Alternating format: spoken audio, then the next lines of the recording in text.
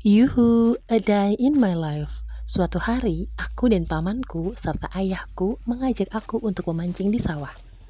Ayahku bilang, jarak sawah yang akan kita telusuri kali ini akan melewati hutan belantara. Saat ini aku sudah mempersiapkan ember dan kail pancingnya. Sudah sangat semangat sekali. Setelah sampai di spot pertama, aku salpok pada sebuah kolam besar di ujung sana. Aku bertanya kepada paman, "Paman, apakah ini yang dinamakan legok?" Kata paman, "Benar, Mar." Lalu, apakah kisah yang aku dengar pun benar? Jika dulunya pesawahan ini hingga kolam di ujung sana adalah sebuah perkampungan. Lalu, kemana perkampungan itu sekarang?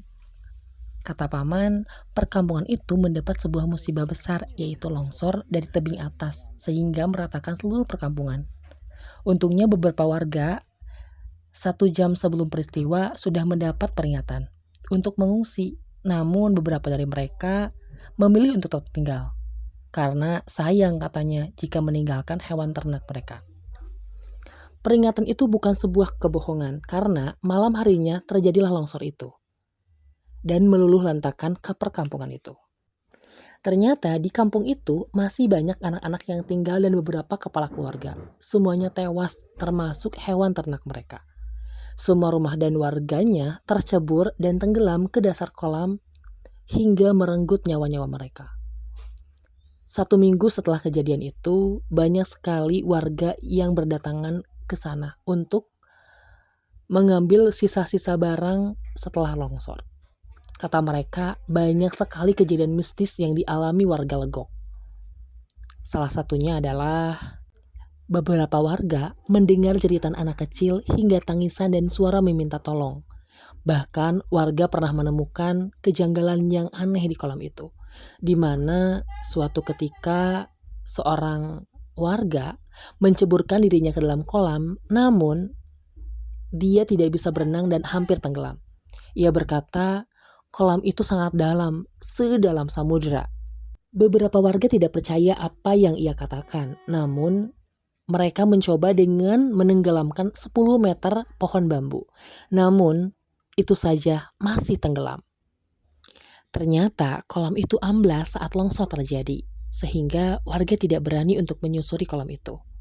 Bahkan ada beberapa warga yang menceritakan bahwa kolam itu memiliki ikan yang banyak, padahal warga tidak pernah mengisi kolam itu dengan ikan satupun. Bukan cuma itu saja. Salah satu petani pernah melihat 2 ekor ikan mas besar sepanjang 1 meter hampir seukuran bayi 1 tahun. Sehingga para petani itu melaporkan temuannya kepada para pemancing ikan. Sehingga mereka sepakat untuk memburu ikan tersebut. Keesokan harinya, sekitar 5-10 orang berbondong-bondong ke kolam itu. Mereka membawa jala, pancingan, dan hingga alat untuk menguras kolam itu. Awalnya salah satu dari mereka turun ke dalam kolam untuk memastikan seberapa dalam kolam itu. Namun ia berkata, "Aku yang tingginya 170 cm saja tenggelam. Berarti benar apa yang dirumorkan bahwa kedalaman kolam ini sangatlah dalam." Dari situ membuat mereka sekian semangat untuk mengetahui sedalam apa sih kolam ini. Benarkah sedalam yang mereka bayangkan dan pikirkan? Di luar dugaan, setelah berjam-jam mereka menguras kolam itu, akhirnya memperlihatkan satu keanehan, di mana saat mereka berhasil mengurasnya, tak sedalam yang diperkirakan. Dan tanpa ikan satupun yang terlihat. Padahal sebelumnya saat pengurasan itu banyak warga yang menjala dan memancing di dalam kolam itu mendapatkan ikan yang banyak. Namun setelah dikuras, ikan itu menghilang bak di telan bumi. Bahkan ikan besar pun yang diceritakan oleh petani itu tidak terlihat sama sekali. Dari situlah tidak ada seorang pun lagi yang ingin menguras kolam itu atau menyisirnya lagi. Sebenarnya banyak cerita mistis yang dialami warga Legok, tapi nanti ya akan aku ceritakan di part yang kedua.